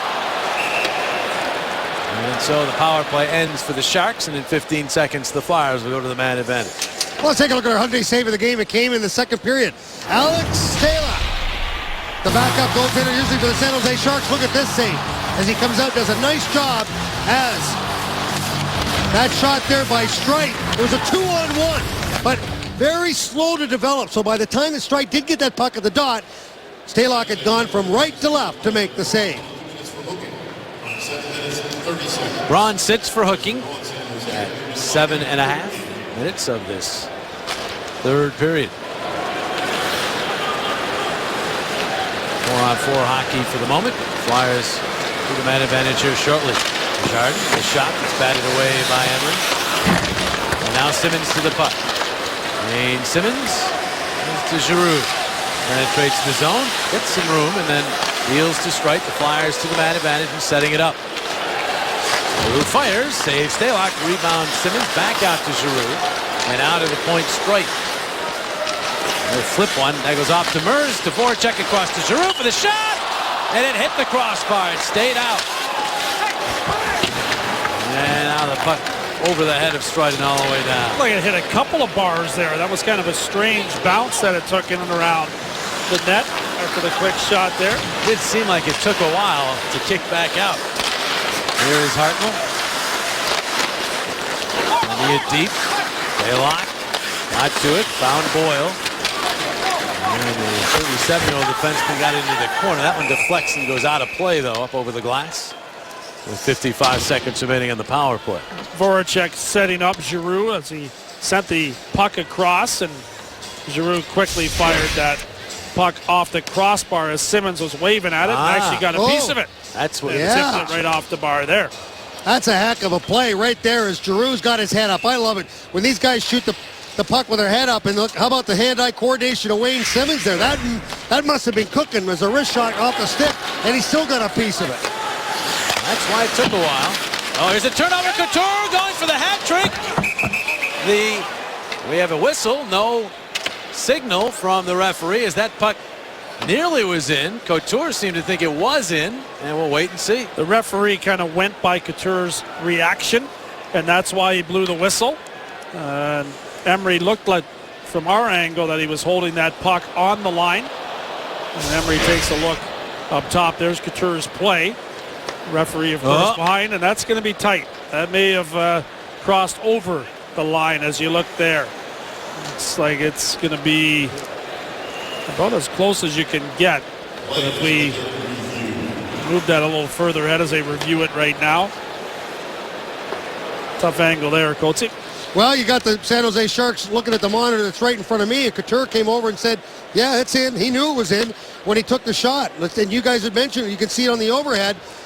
Here comes the wraparound, and just right at the last second, that puck was off the pad and across the goal line. And there's the question. You see, we're still sitting on the goal line, so it's going to have to be absolutely positively proof once they looked that it did go across the line. Chris Rooney wasn't really in a good position to see that. He's behind Emery. As you can see right there, the puck sitting right on the goal line. Where it finished, guys, I have no clue. Well, it finished on the line, but it slid dangerously close to going over the line there before it touched the pad. If you look there, it's close. And there was no call on the ice as far as the official pointing at it as a goal. So it has to be conclusive evidence that it crossed the line. Now, the referee, Halloran's the guy out in the neutral zone, and Rooney's the guy below the goal line, and he is in a position because he's behind to the right of Ray Emery, and Emery's trying to make that save off the left pipe. Kind of see by the referee's reaction that it must be awfully close in the way it's being described to him from the war room.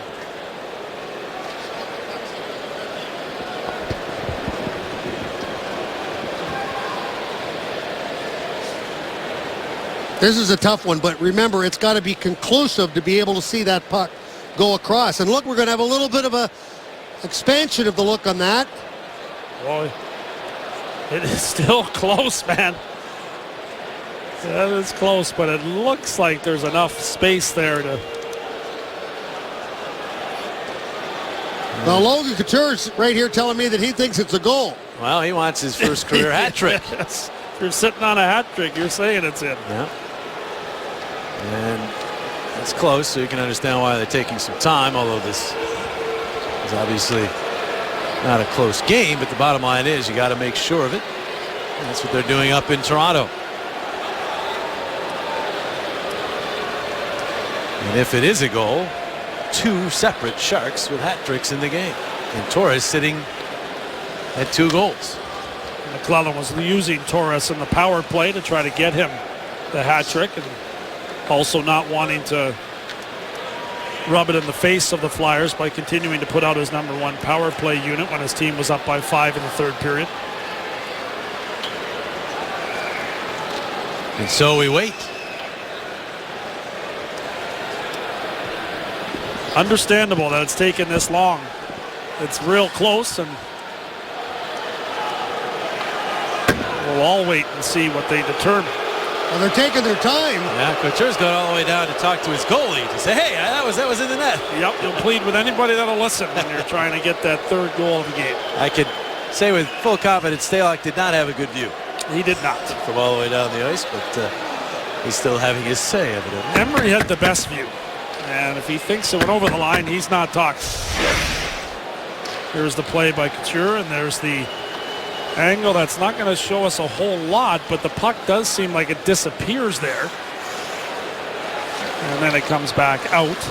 Definitely was moving away from the goal line, and then you can see as we blow it up there, it's a quick bounce off the pad with no call on the ice whether or not it was a goal or not that we're trying to overturn, so it has to be conclusively, completely over the red line as Couture is trying to steal a peek. Yes. Gauthier has company. You could also interview. Couture I think he's told me now 3 times that it's in. Really, now it's getting to the point where you got to make a decision. It's been a long delay. Be a tough one if it was a 3-2 game right now. Exactly. We'll try to keep these to a minute or minute and a half, but this one's gone past that. Some of the issue is the ice is a little worn and marked up right there where they're looking at, trying to determine, and the red line's not clearly and there is talk showing. Of putting a camera underside of the crossbar in the future to give you an even better look at that, but at this point they have a real good look that we supplied with the overhead, and here we finally have a decision as Chris Rooney will let us know.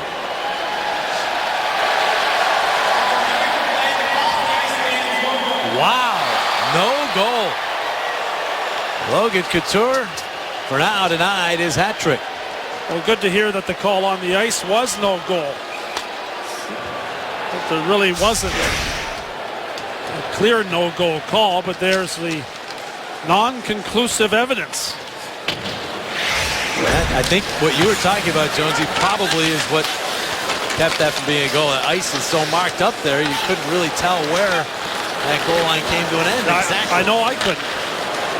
So it remains a 7-2 game. Couture at 2 goals on the night. Classic will send this one up the boards and all the way down. Flyers with 15 seconds remaining on the power play. That would have been another shorthanded goal. Given up by the Flyers, but is not. And Reed turning back with the puck here. And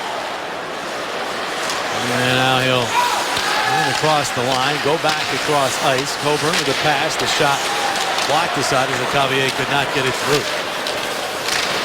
Coburn tries to keep it in and does. It lands on the stick of Braden Schenn. Schenn twisting and turning. And then getting it back to Coburn, whose wrist shot batted away by Stalock. The Murs will clear as the Sharks are back to full strength. This will not be icing. Coburn will have to play it as we hit the midpoint of the third period. Grossman will shuttle it out through center. The Flyers will just have to hit the reset button after this one. A huge game coming up for them on Saturday afternoon as the Rangers come calling. Here's Marco Raffl with good speed through center. Is to maneuver around Vlasic. Vlasic so solid, takes him into the corner boards. All is checked. Schenn is there to send it deeper into the San Jose zone. And back out it goes to Gustafsson. Little wrist shot, saves Stalock, rebound, and heading forward was Raffl. Kept it alive to Voracek. Voracek takes it around behind the Sharks' net. And all the way toward the slot before handing off to Gustafsson. Gustafsson back. Raffl in front, redirection by Ronaldo, and the save by Stalock, and no further play. 7-2 the score of the Sharks over the Flyers. Let's take a look at turning point.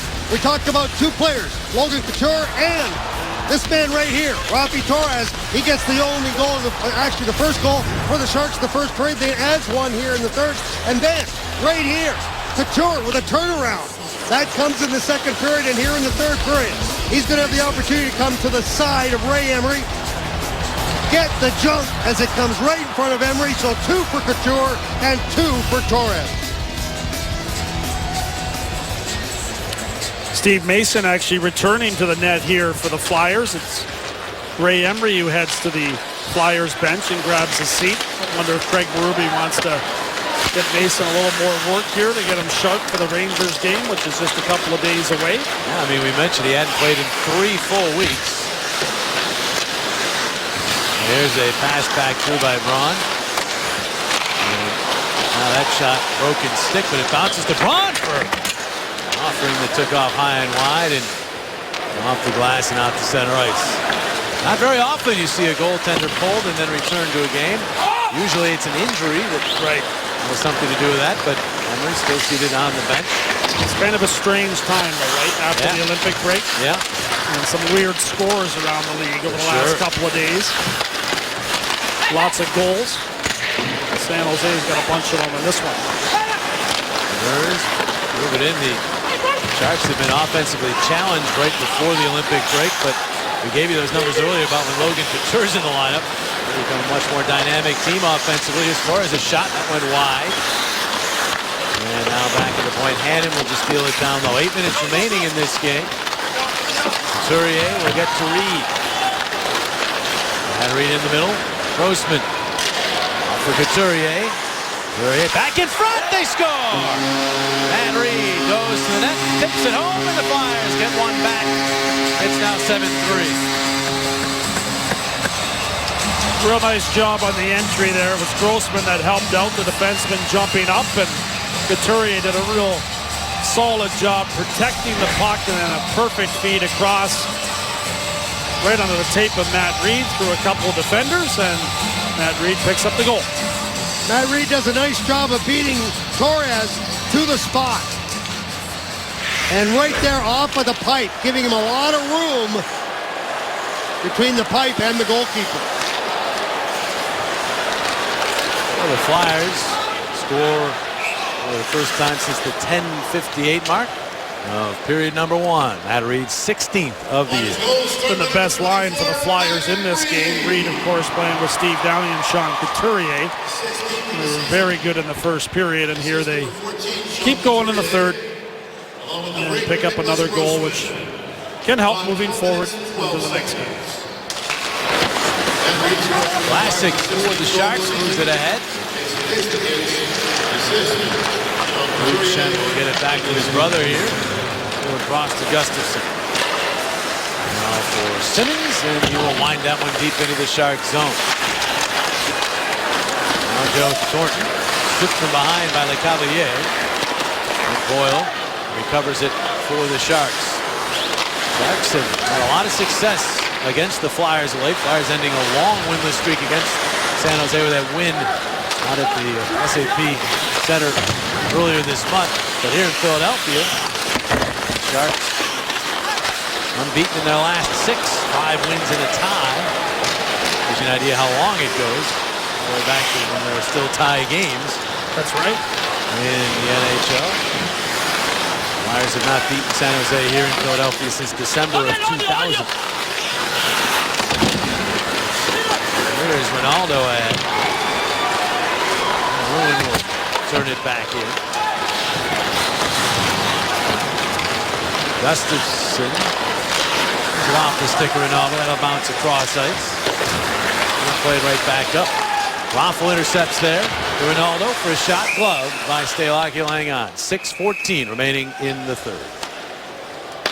Thank you very much. Ray Emery has found himself back on the bench, seated after starting the game there. He replaced Steve Mason, and then Mason came back in for him midway through this third period. Emery didn't look like he was in any discomfort. That was me leaning towards thinking that Craig Berube just wanted to get Mason some work here in the latter part of this game. Tried to change the momentum midway through the second period as San Jose took a 4-2 lead, but San Jose continued to roll against Ray Emery as well. And perhaps have Mason make some saves here as Gonzalez with a nice move, cutting out into the backhand, and it bounces off of Stalock and went wide. And his last memory from this game was pulled was, of course, a goal, and now he has a chance to perhaps make some saves. And again, build toward that game on Saturday afternoon against the Rangers. Here's Scott Hartnell, rink wide, on the money to Voracek. Voracek drops it off for Giroux. Giroux back to Voracek with the shot. Fought off by Stalock and then into the safety netting. San Jose really sitting back here with the 4-goal cushion, and the Flyers getting a little more space to operate with in the offensive zone. Giroux finds Voracek here, and he's able to walk in and snap it with Hartnell trying to knock it down or at least screen the goaltender. Nice play here by Giroux. He's looking for that trailer. And Voracek does a nice job looking at 1-2-3 San Jose Sharks. Dropping back like Josie mentioned. Got right into the middle of them to be able to let that shot go. Sharks have the puck here. Burns was denied, but when it bounces to Pavelski, Pavelski will play it in. Scoreboard update for you. Here's Joe Thornton. Nobody in the NHL with more points than Thornton over the last 10 seasons. Puck kept in by the Sharks. Detroit a big victory over Ottawa. The Rangers have won their game, as you saw. So the Flyers now 3 points in back of them. That means they won't be able to catch them on Saturday. It also means they really need a win to stay within range of the Rangers. And no pun intended there. As Couture will flutter that one to the right of Mason. Luke Schenn is back. Downey couldn't locate. And Schenn does it back for the Flyers. Save made by Mason. It's off to Marleau. Opposite to Havlat. Couture as they cycle it right back to Couture. Got a weak shot up. Save Mason out into the slot. Played up and out of the zone by Reed. We take down toward 4 minutes remaining in this one. The Sharks still think they have a chance to catch Anaheim in the Pacific Division. They're within single digits of the Ducks, who did not play very well leading into the break. And the Sharks also have a comfortable advantage on third place Los Angeles. I think it'd be important for San Jose to catch Anaheim. It changes things in the playoffs. You don't have to go up against the LA Kings possibly in the first round. You wouldn't have to try to go against the St. Louis Blues or the Chicago Blackhawks. You could help avoid that. Top shelf performers in this one. Pavelski, his second career hat trick. Torres and Couture, a couple of goals each. That's the entire offense for the Sharks. Those three players. Schenn, Mazzaro score for the Flyers early. Matt Reed here in the third. I don't see too many 7-goal games where only 3 players score. No, you don't. Especially with 2 guys just returning to the lineup after extended periods on the shelf. And Couture's hand has looked real good after that surgery, which had been lingering, the injury at least, until he had the surgery. So it looks like he made the right decision in getting it done when he did. Some feel it may have cost him the Olympics, but well, he said it's about the Sharks. Yep. And what a weapon he could be for them down the stretch. Cavalier spinning that one deep. Handing over after it. Battles with Simmons. Irish in there as well, Nieto. And they scrum. Timo Timonen expected to be back for the Flyers on Saturday. He told us he expects to play, and Flyers will welcome him back and get ready for the Rangers, who will come off that victory over Chicago. Ghostman shot here, snared by Stalock. 2:47 remaining in this one, all Sharks. This Flyers-Sharks game is brought to you by Toyota. Toyota's #1 for everyone sales event is going on now. Toyota, let's go places. By Bud Light, it's the sure sign of a good time. Here we go. And by Wells Fargo. When you're considering buying your first home, Wells Fargo is with you. Wells Fargo, together we go far. Big second period, the key for the Sharks in this one as they score 5 times and now have a 7-3 lead. Now 2 minutes and 40 seconds. Play this one out. Teams will split. In the season series, Flyers had not swept the Sharks in the season series well over a decade, but then again they hadn't played more than 1 game against the Sharks all that many times during that stretch. Grossman keeping this puck in, and then finally it's tipped past him. Burns moving up, looking for Thornton. Ends up underneath the glove of Steve Mason. Let's take a look at our Bud Light player of the game. Joe Pavelski picks up a hat trick and his 32nd game. Goal of the year right there. Inside does a turnaround, then nice hand-eye coordination, and then another turnaround to get the hat trick. Joe Pavelski, like I mentioned, the hat trick and his 32nd goal of the season. Penalty while we were looking at Joe Pavelski's night. Scott Hartnell getting 2 for slashing and a 10-minute misconduct. Steve Downey will serve the minor penalty to Scott Hartnell, and the Sharks will head to the power play. They put out their 4th line here. Torres with 2 goals in the game, and Mike Brown with a couple of assists. Will get a chance to play on the power play.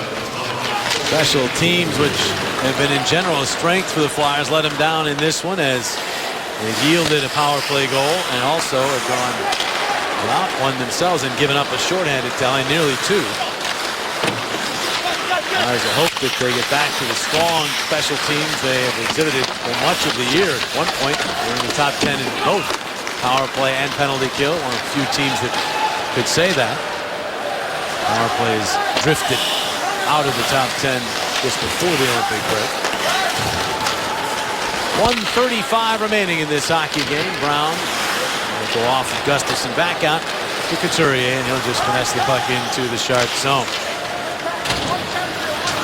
1 o'clock start on Saturday as the Flyers will try to just put this one in the rearview mirror. Move ahead to a huge clash with the Rangers. That shot from Boyle off a stick and wide.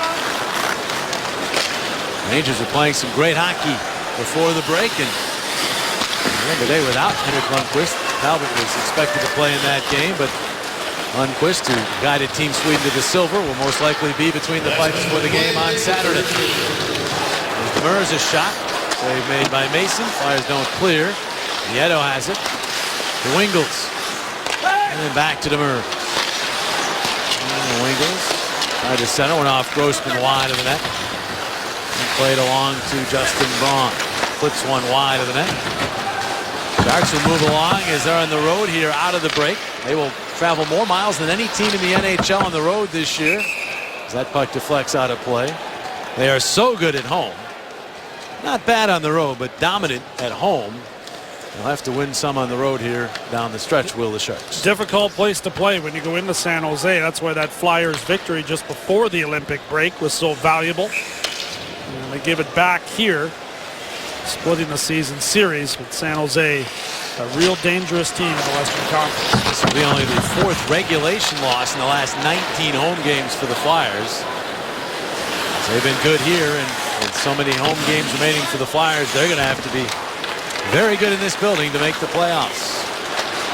As we tick down the final 12 seconds of this one. Glass down by Brown. He's checked by Downey. And the puck sits in the corner. This one comes to an end. Not the restart the Flyers wanted out of the Olympic break. The Sharks score 5 times in the second and win it 7-3 as the Flyers' 4-game win streak comes to an end. Pavelski ends up with a hat trick. The Flyers with a real poor second period, and it costs them this one. Pavelski heads out the star of this game and had some good help from Torres and Couture in the return. And so now it's about the Rangers for the Flyers. Saturday afternoon tilt here at the Wells Fargo Center. Our coverage on Comcast Sportsnet begins at 1 o'clock straight up. Sharks and Flyers returning from the Olympic break. Started well for the Flyers. They ended up with a 2-1 lead after 1, but the Sharks with 5 in the second cruised through it. The entire crew, as well as Keith Jones as team coach, I'm Jim Jackson. As a good evening from the Wells Fargo Center. Stay tuned for Flyers postgame live presented by McDonald's.